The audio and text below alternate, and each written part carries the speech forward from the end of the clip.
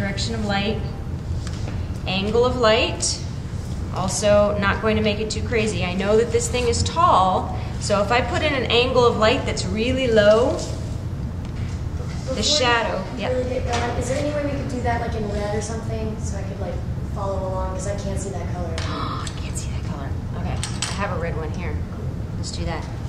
Thank you. All right, so if I put in an angle of light that's really low, like this, I can already see the shadow from this flap is going to be way over here off of the paper. So I like to keep the angle of light pretty steep so that I know it's going to stay on the paper. So if I bring it up like this, I got a better shot at keeping it on the page. So with that in mind, we'll do direction of light, angle of light, gives me my first point. So I'm going to plot the shadow for the cubic box first,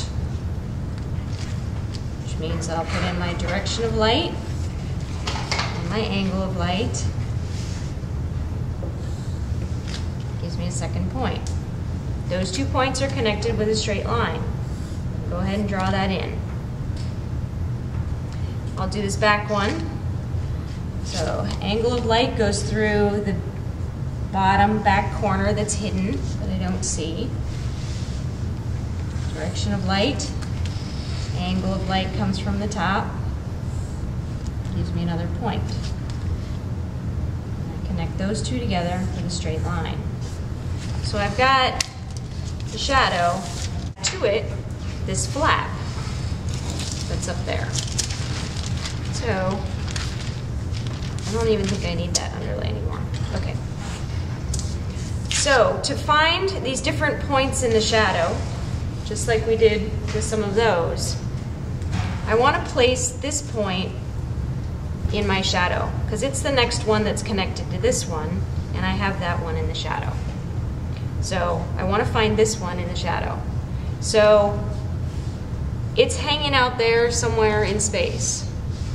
So I have to know where it is relative to the surface that the box is sitting on. So I need to drop a vertical line directly down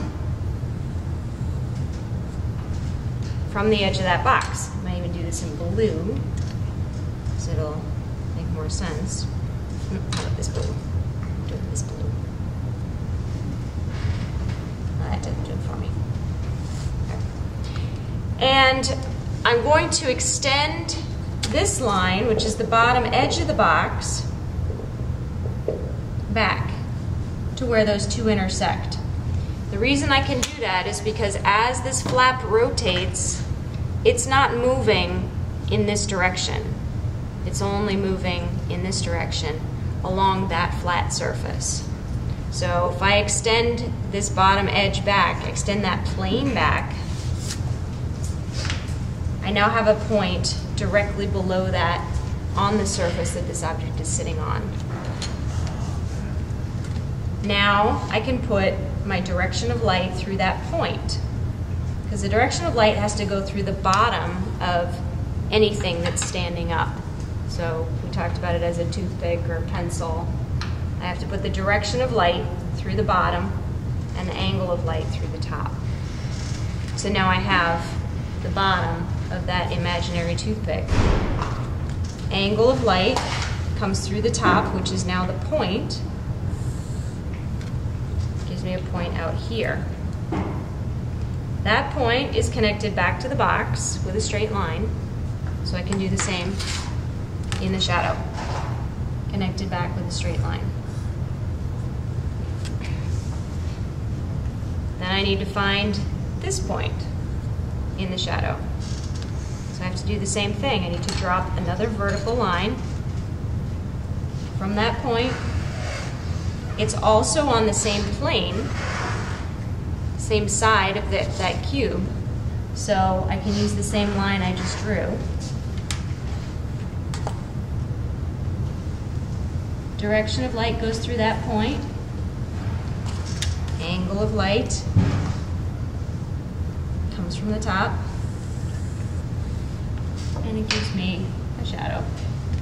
Oh, this one's going to be fun. those two are connected with a straight line. So then I have to go and do the rest of these points as I continue to go around the object.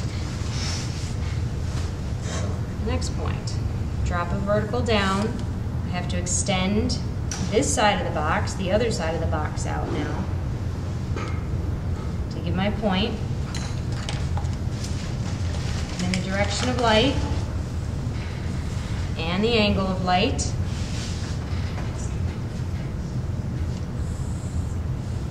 Gives me a point. That point is connected back to the other point that I just did with a straight line.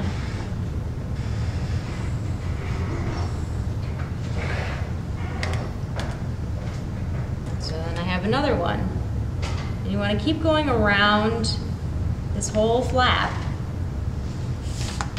until you get all those points plotted.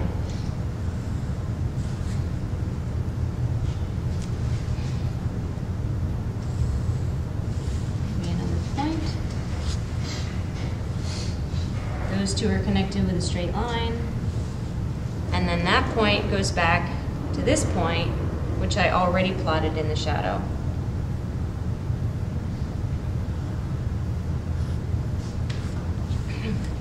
Now, one thing that happened with this shadow, right, and it also means that the shadow on the ground now has to include a little bit more stuff. So the flap, this flap here, is casting this little sliver of parallelogram on the ground there. And that's just based on the angle of light, direction of light that I chose for this.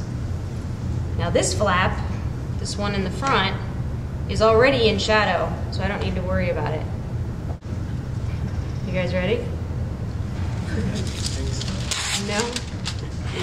I'm gonna just fill in the shadow so that you can see it. 3, 7 will do.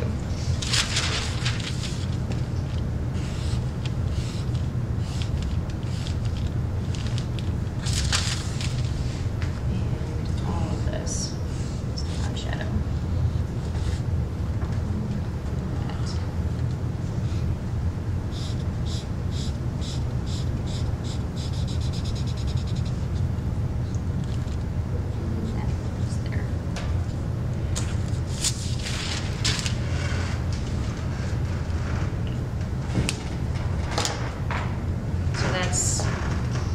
That's going to be the shadow from this flapped box. And I'm not even going to do the other flap. Although technically it's going to cast a shadow inside the box. We're just not even going to go there today. I want you guys to do a drawing like this in good perspective, cube with flaps, making sure that these two side flaps are the same dimension. And then I'd like you to plot the shadows from that cube with the open lid. So do this exercise. That's what you're gonna do. Cool? All right, let's do it.